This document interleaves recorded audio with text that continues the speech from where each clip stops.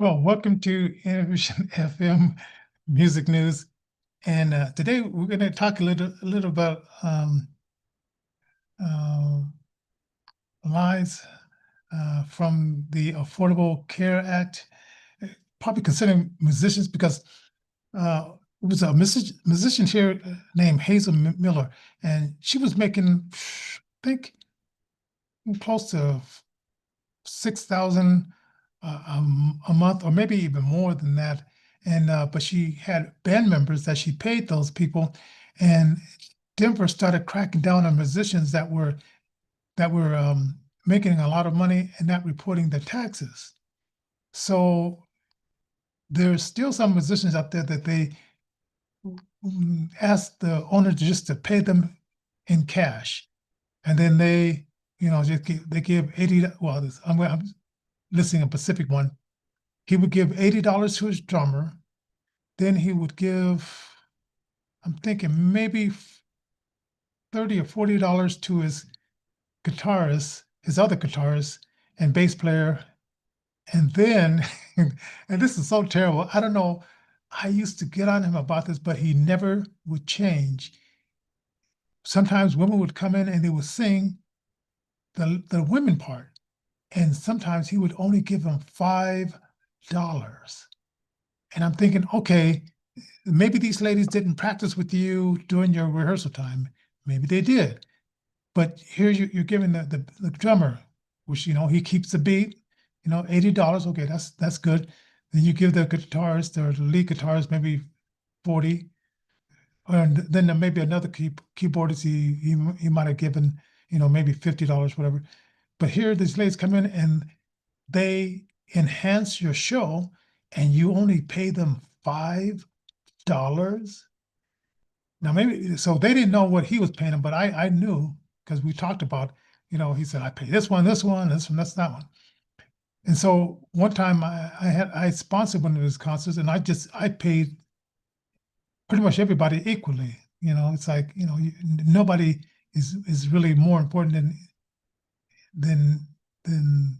anyone. But I know it was his band, but I just thought if you're gonna come in there, you're female. And to me, it was like, discrimination to these females that were really making his album or his songs sound real good because they were adding back that female. It was almost like Tina Turner. I mean, Ike was the songwriter and stuff like that, but she was the show, right? So anyway, Hazel Miller, and she's here locally in Colorado.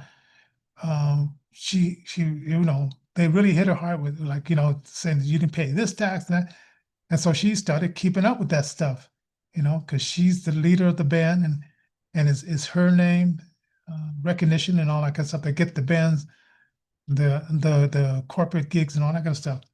So I thought about, like, when this Obamacare came in, and then she had to pay for insurance for her and her band. Okay.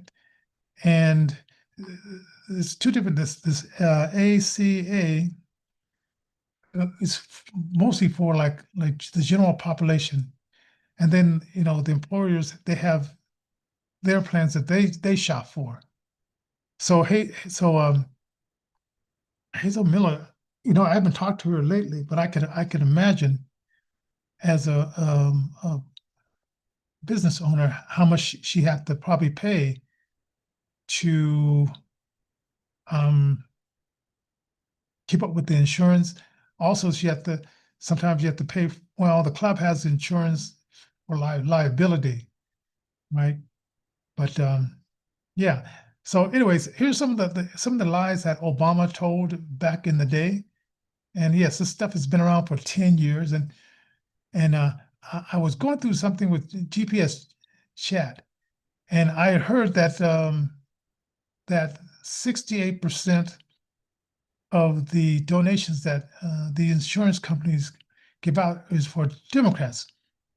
Well, GPS chat has said that that's not exactly right.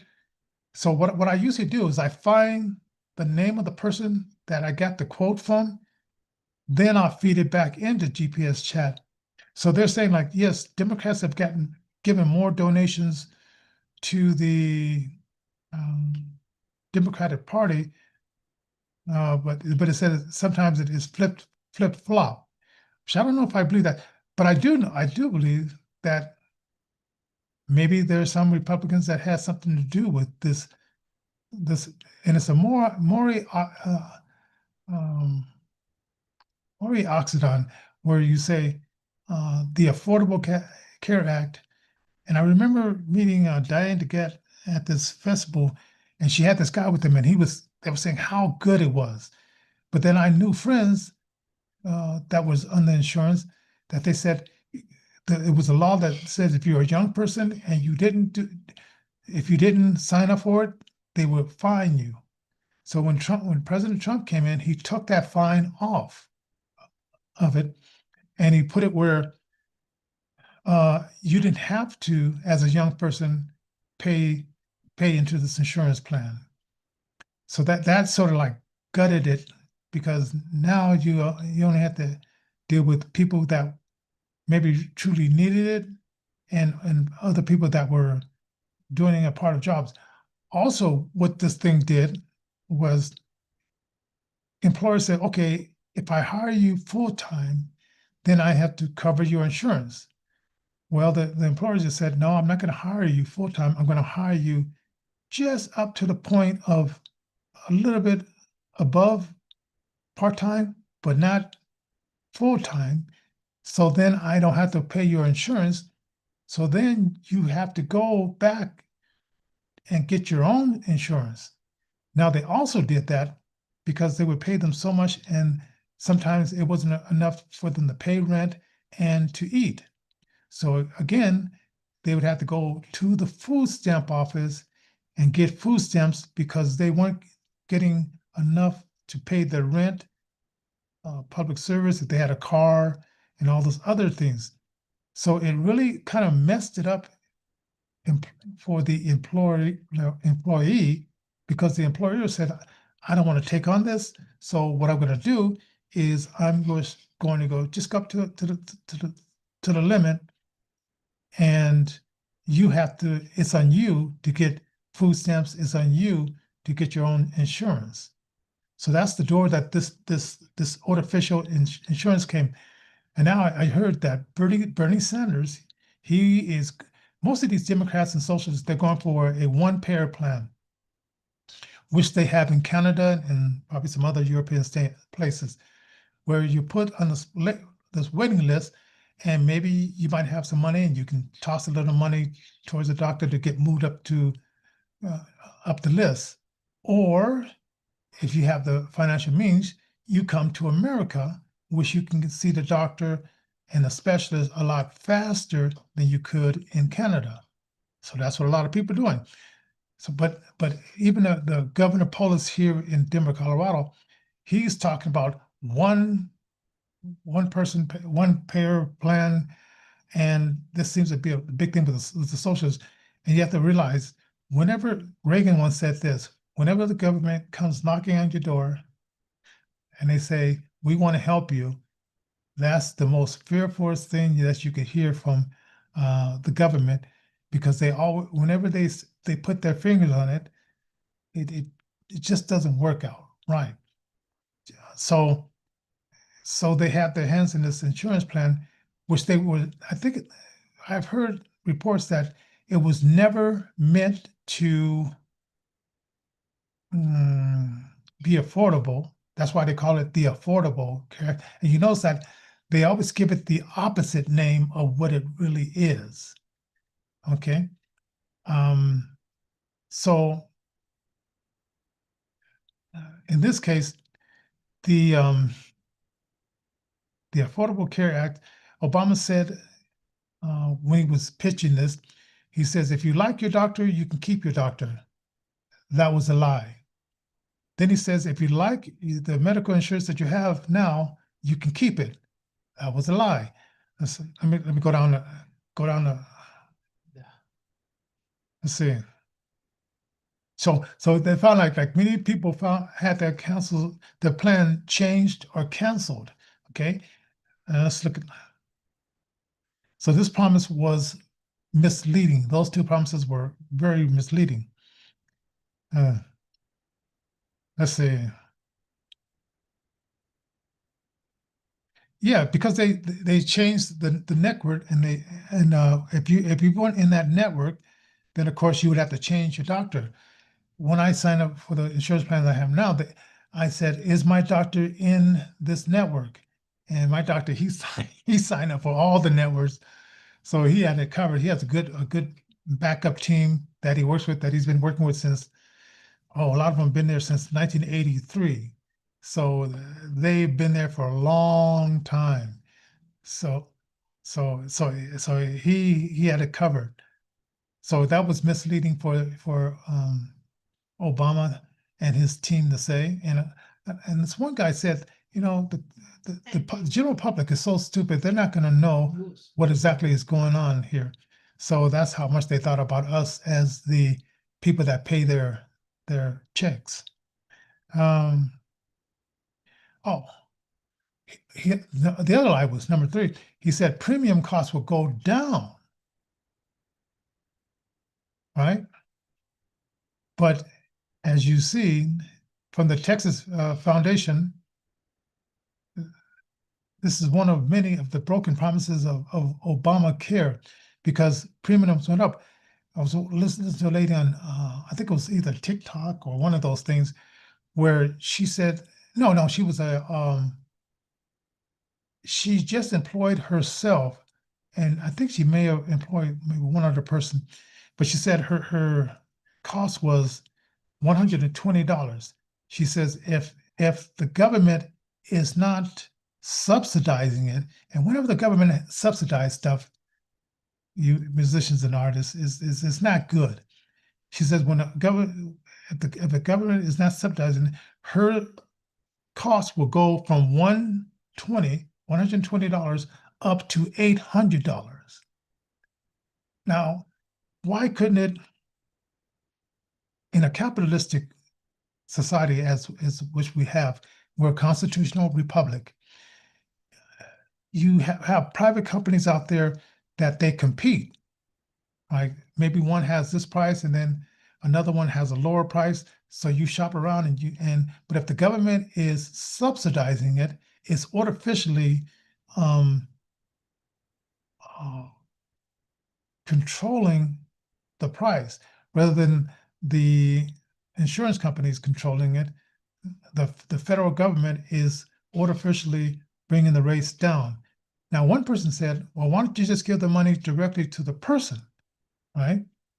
And then they can go shop for whatever insurance they're looking for. And so it's the same thing as in school choice. A lot of people, a lot of Republicans, they say, give the money to the parent that has the child, not directly to the school board, which they just use it for the administrators and all that kind of stuff. Then the schools, the public schools would have to compete for the money. Right now, the insurance companies, they don't have to compete because if you look at the stocks in these insurance companies, they've gone up, up, up. And I'm so silly, man. I probably should have bought stock in the insurance company because my stock it would have went up, and then I could have just when Trump he gutted it back in 2017, I could have pulled out then and had a lot of money, but I just wasn't thinking in those terms of these insurance companies were a part of the stock exchange, and maybe you weren't either. Oh, by the way, Alan is not here, so he always does a good job of this. Don't forget to like, share. It helps get our show out there. If you go to Walmart online, don't forget to round up with Walmart. And also, you can check out Johnnie J AI Krew. That's Krew with the K uh, experience. And also Mike Johnson's Never Derailed. Check us out on Apple Music. And also, you can leave us a super chat. Yeah, super chat if you're watching us on YouTube or one of those channels. And you can also win a free Innervision t-shirt if you leave us a super chat or a donation with our $ Innervision, capital J, um, and or a free coffee mug. All right, so that was number 3. Let's see, number 4. The law won't force people off of their existing plan unless they choose.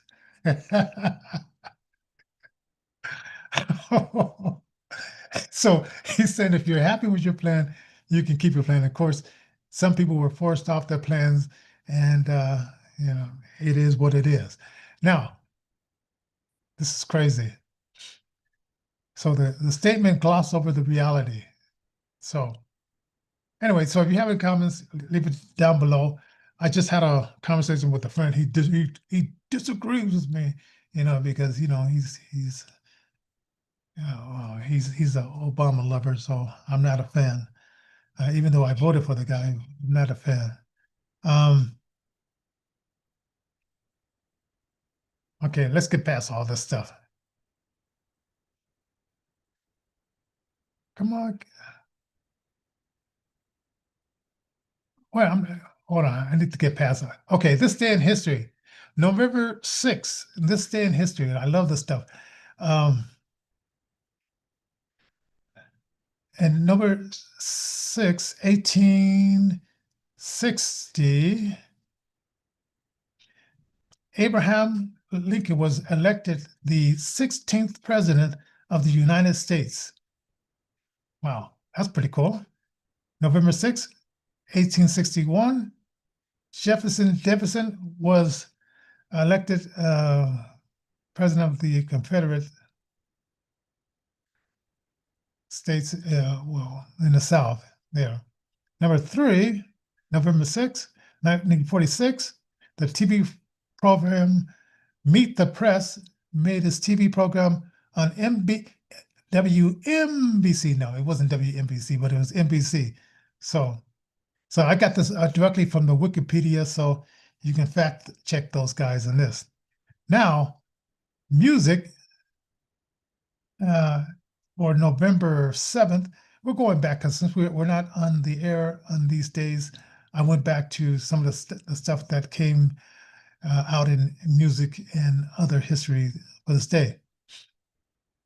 November 7th, 1958, the single "It's All in the Game" by what is his name? Toby Edward. That's it started a 3-week run on the UK chart, and eventually it came to America. I don't remember the song. Wait a minute. It's age. 19, let's see.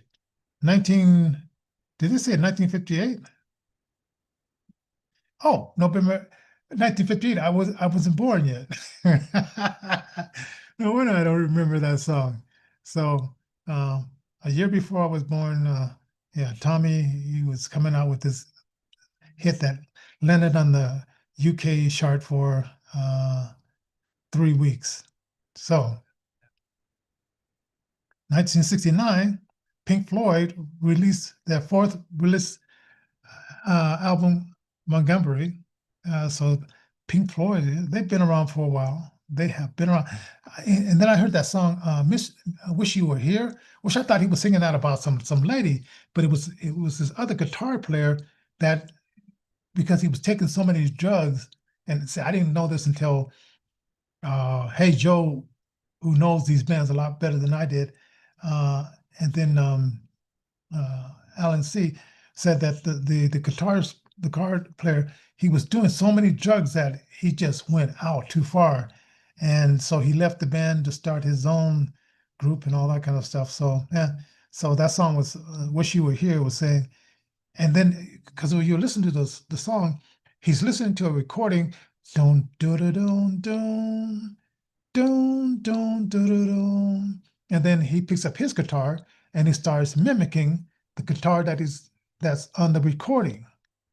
And so I didn't get that connection when I was listening to the song, And of course, I'm just thinking like, it's a guy. He's probably singing about wish you were here, some lady or something like that. But he was missing a bandmate that used to be in the band.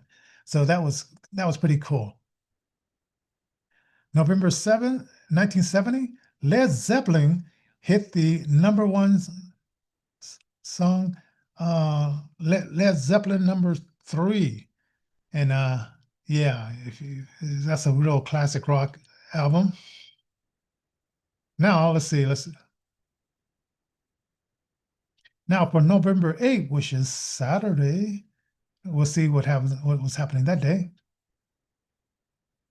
The Rock World milestone. Oh, David Bowie went on the Cher show, and it was just called Cher, and he did the song "Fame," and this it was written by co-written by John Lennon, and when you hear the in the background "Fame," that was John Lennon in the background doing that. It was, I mean, I really liked that song when that song came out, So let's see, number Roy Wood of ELO was born in Birmingham, England. Oh, okay. There's a Birmingham here in America as well. Okay. And in Detroit, oh yeah, Riff Ross, Detroit. Oh, I guess this is out of the Detroit magazine. November 8th, Bonnie Raitt was born in Burbank, California, November 8th, but they didn't say what year, so we don't know how old she is. So she probably says, okay, you can know the month and the date, but you can't know the year. So anyway, Bonnie Raitt, like a real bluesy female singer, and she was here in Denver with Mavis Staples, and I think I was out of the country at the time, and it was like, man, Mavis Staples was like 83 back then, so I don't even know if she's even doing any more shows anymore, but I missed that one. I think they were at Fiddler's Green, and that was a show. Maybe I can look up some footage of that particular show. But yeah, and this day on November 9th. Now I'm going to put in something. It's not in my list, but Melanie Riperton, she died at a very early age. She was like 31 years old. It was breast cancer. She sang that song, "Loving You is easy because you're beautiful." Do do do do do do, and then she hit that high note, and this is like Mariah Carey can hit the same kind of note, but she was the first one to come up with that kind of stuff. And I remember seeing her. It was a show that had Richard Pryor, um, and it was Paul Mooney, and then some other comedian, and she was on the show, and she was so emotional because she knew that it wasn't the radiation and all the stuff wasn't going well, and then like so she ended up dying like a little bit after that, but she was a fantastic singer, and she came out with 2 albums. I like the first one with the "Loving You," that was pretty good, but then the second one was sort of like more like the first one was more like love songs. The second one was more like pop R&B kind of stuff. And she used to be in a band that hmm, let's see, I'm gonna see if they're gonna tell me about that band. No, okay, they're not gonna talk about the groups that she was in, but she was in some pretty progressive groups back then. Now on the 9th, 1967, the first issue of Rolling Stone was issued, and on the cover was John Lennon. And if you remember, like the Deadheads used to sing, um, I say, uh, I want my picture on the cover of the Rolling Stone. I'm gonna buy all copies for my mother. Uh, and it was I forgot it's John Garcia. It was a Gary Garcia. What was the lead singer? But it was just a funny song about being on the cover of the Rolling Stone. And then because they put out that song and it climbed up the chart, the following year, the Rolling Stone actually had the band on the cover, and the Deadhead, the Deadhead band. Okay, Let's see what else. November 9th, 1974, Bachman Turner Overdrive. You ain't seen nothing yet. Oh, that song was good. The singer, he stuttered, so he said, "There ain't nothing yet," right? And the record company liked it so much that they said, "Let's leave that in." And it was because the guy, he stuttered while he sung, and it just fit the song. So go back and listen to the Bachman Turner Overdrive. You ain't seen nothing yet, and you know it's like, you ain't seen nothing yet. That wasn't something he made up. That was just the way he spoke and the way he sang. So, check that one out. Now, November 9th, 1979, Iron Maiden released their album, what is it called? Hmm. The Soundhouse Tapes. It was their debut album. So Iron Maiden, I mean, heavy metal band, for you people that like heavy metal music. Okay, so that's it for the show. I'm not. Sometimes Alan oversleeps because being totally blind, your day is night, your night is day, and if you stayed up late one night and you worked on something, sometimes that's just the way it is. So anyway, so I appreciate you checking out the show. Don't forget to like, share, and support the show. And you're going to see some other stuff that I'm releasing. I'm releasing something for Veterans Day.